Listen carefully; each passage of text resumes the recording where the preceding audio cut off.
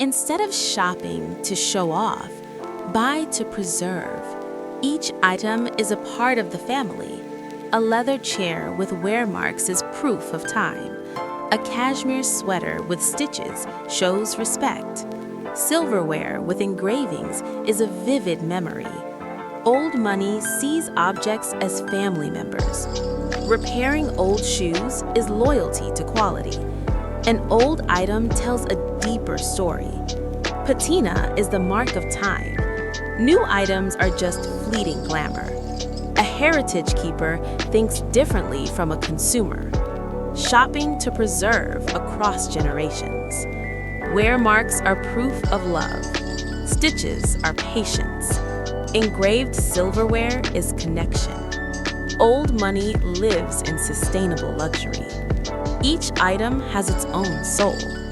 Repairing is an act of love. Old items bring warmth. New items have no memories. A heritage keeper cherishes every detail. Patina is the story of time. Objects are witnesses of family history. Old money does not chase trends. Ownership is responsibility, not consumption.